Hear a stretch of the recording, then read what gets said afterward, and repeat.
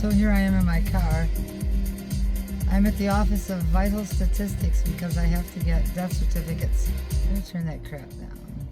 I have to get death certificates to give to various businesses that my mom did business with. Various companies. In this specific case, the more immediate case is the gas company. So it'll be a year anniversary on the 11th. Wow, I hate the way I look.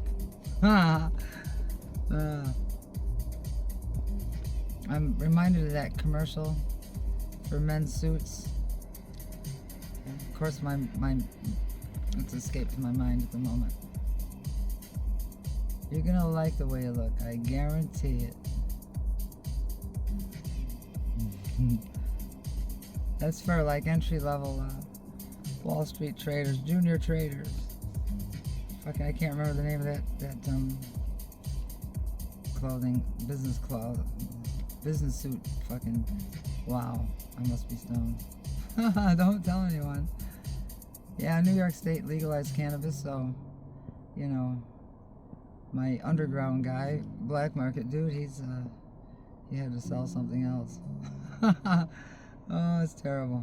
But yeah, now there's pot stores, and you know, they get around the law of actually having to meet all these strict regulations to be a dispensary. They just private club. So yeah, so I'm part of a private club, and yeah. Well, anyways, I'm not gonna say anything more. But yeah, the private club thing's great idea. That way they don't have to anyways, there's just so much weed and other stuff around now. It's crazy. I'm not high in driving, but at least I try not to. So yeah, I'm at the Office of Vital Statistics, and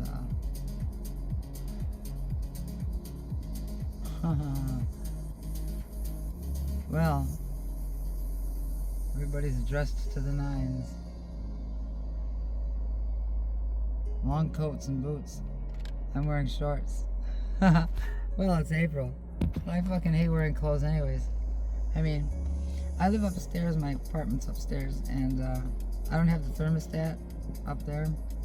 So, the lady downstairs, she has it on high, and it's fucking roasting up in my apartment.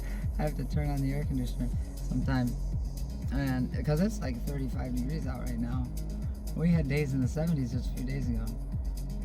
I can't wait till summer. I hate living up in this cold area. I fucking do. I'd like to go back in time millions of years and just smack the hell out of the guy that had the idea to move north. We have fire now. Let's go live in the fucking cold snow. And the women said, you know, that's a terrible idea. What if you know, you can't fight any dry wood? And so, but they did it anyways, because that's what men do. They do whatever they want. And, yeah. I'm reminded of Sandra Day O'Connor. She was, I think, Texas Supreme Court. I can't remember. She said, every man would be a tyrant if they could. Every man would be a tyrant if they could. And, I don't know. I think there's some truth to that. I really do. Because I've lived with men. Well, one. Two, maybe.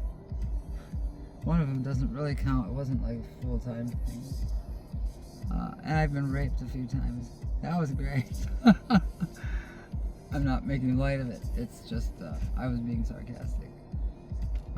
It's a terrible, terrible experience. And, of course, I was a homeless prostitute for 4 years in Phoenix when I lost my, my alcoholic boyfriend. Everything's connected. My alcoholic boyfriend just drove me to crack cocaine. Years and years of him coming home in the middle of the night, starting shit, physical abuse. And I was like trapped. I couldn't really fucking find any way out. He wormed his way onto the lease, and because I went to office work every day, And, you know, it was a terrible debt collections and mortgage company thing. And it was 10 hours a day, and like it was 11 hours altogether. Commute to downtown Phoenix from Mesa was 45 minutes. And, you know, coming home was alright, depending on which shift I had. So 10 hours, and I had to get up I had to be there at 7 a.m., so I had to get up at 5, take a shower and everything, and, you know, hop on the freeway and go slow. Maybe once in a while hop into the carpool lane and just haul ass for 2 miles and then pop back into the regular traffic. And that was kind of risky because they have motorcycle cops out there. So, yeah, great, man. So anyways, I would call from the office, call home to see what I was going to come home to, whether he was drinking or not. And if he did answer, then I would try to tell from his voice whether he'd be drinking. And I couldn't really focus on my work, and it just got too much. It got too much to fucking deal with. For the first few years, it wasn't that bad. He was going to meetings and everything. And, but shit. Started getting real bad. I was dealing with that for about a year. I mean, he'd come home at 3 in the morning, and I had to get up at 5. Sometimes 2 in the morning, drunk, staring at the ceiling. And when I tried to tell him to be quiet and get him outside, they'd just start fighting and hurting. And so anyways, I remembered a few years earlier when I was having some drinks at my house and cleaning my apartment, one of my neighbors in the apartment complex came by, and he was a cool guy. He was a chef at the Phoenician Hotel.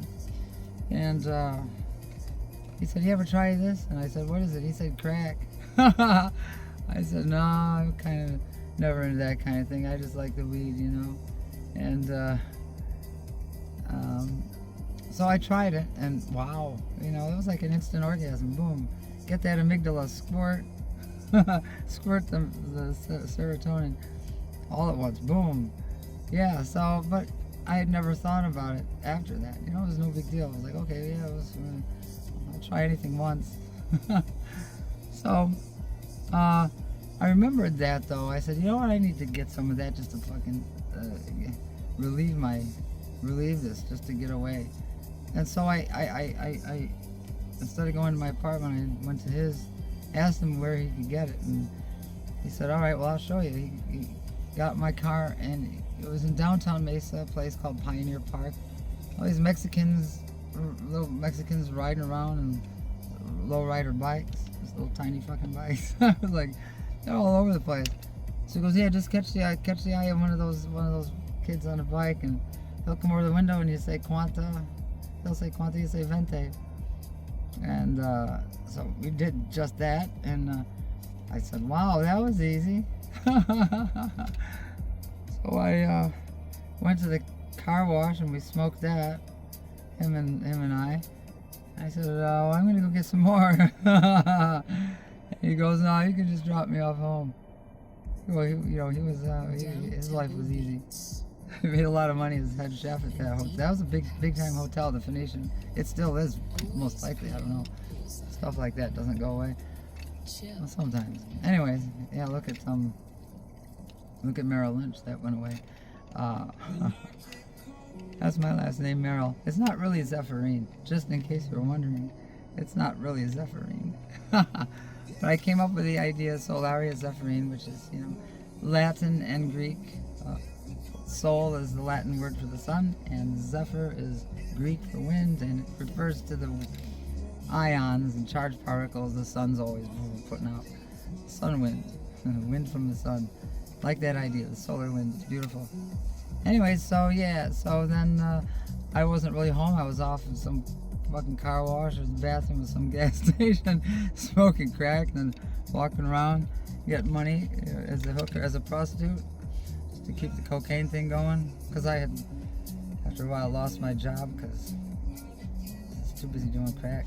And that went on for a while, and so even though he was the alcoholic that drove me to all this, He said, "Oh, she's a drug addict." So I got kicked out of the apartment. I was homeless.